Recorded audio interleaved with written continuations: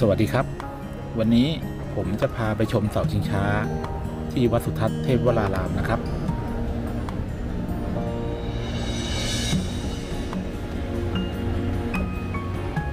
เราเริ่มเดินทางจากสถานีรถไฟฟ้า MRT 3 ยอด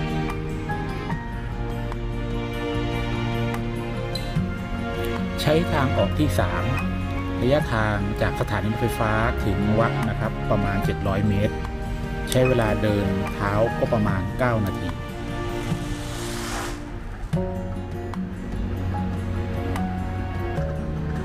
ศาลาว่าการกรุงเทพมหานครอยู่ตรงข้ามกับวัดสุทัศน์ครับ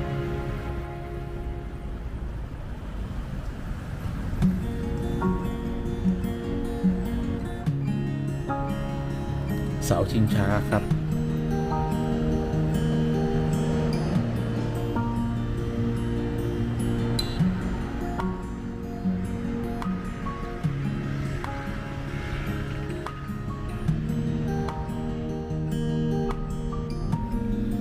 ทางเข้าด้านหน้าของวัดสุทัศน์ครับ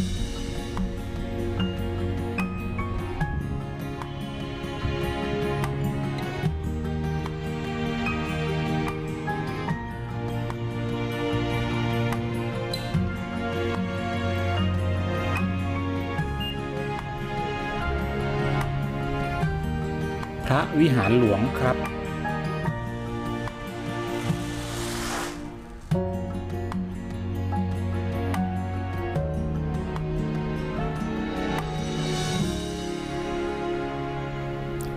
ช่วงนี้พระวิหารหลวงปิดซ่อมแซมนะครับ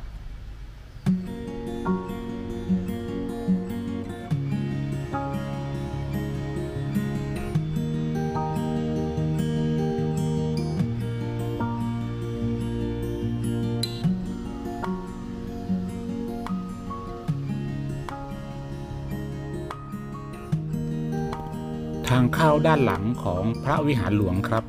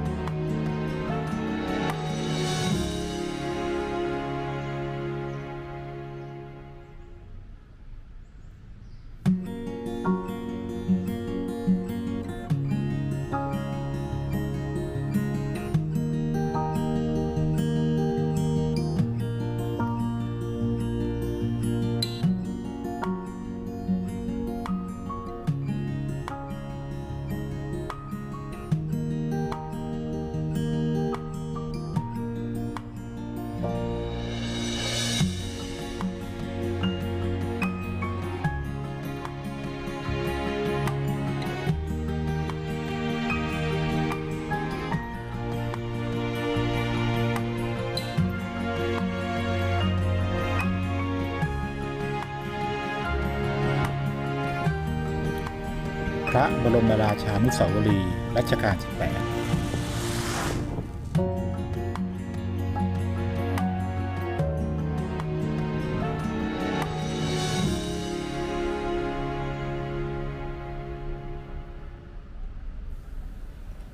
พระอุโบสถวัดสุทัศน์เทพวราราม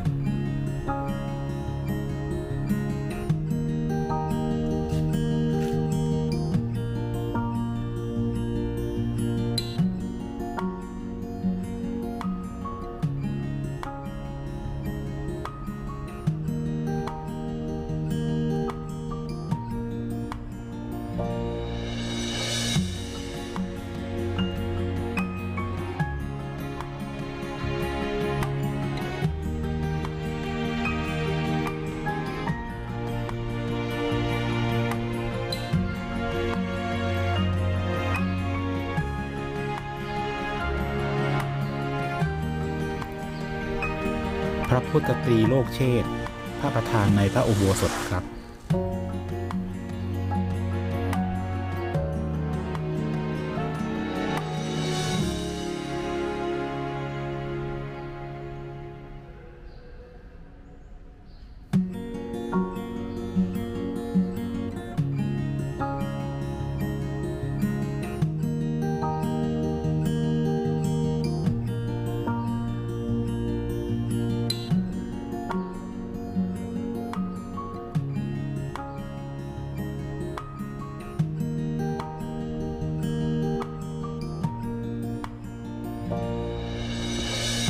ด้านหลังพระอุโบสถ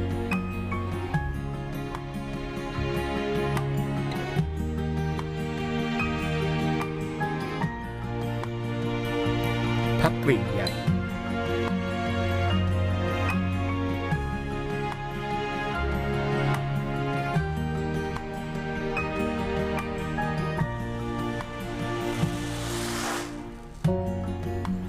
ท้าวเวสสุวรรณ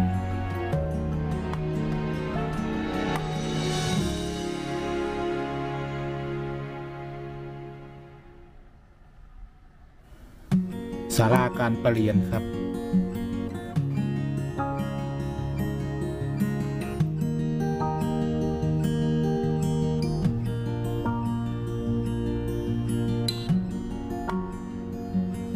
หลวงพ่อกลักฝิ่น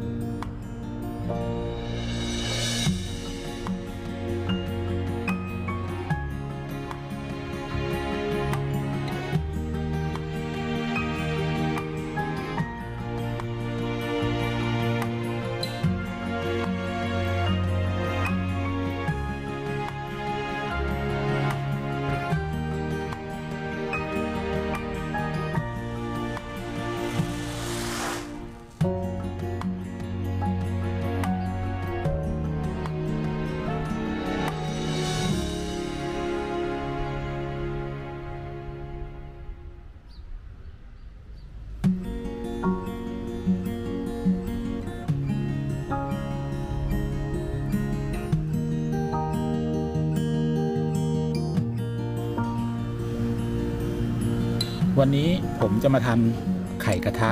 นะครับที่ร้านโกปีอยู่ข้างๆเสาชิงช้า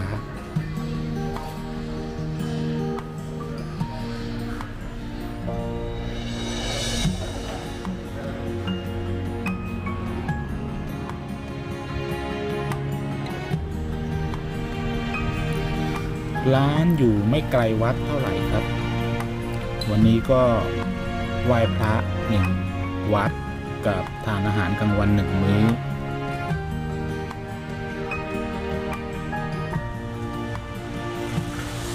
โอกาสหน้าผมจะพาไปเที่ยวที่ไหนฝากติดตามด้วยนะครับ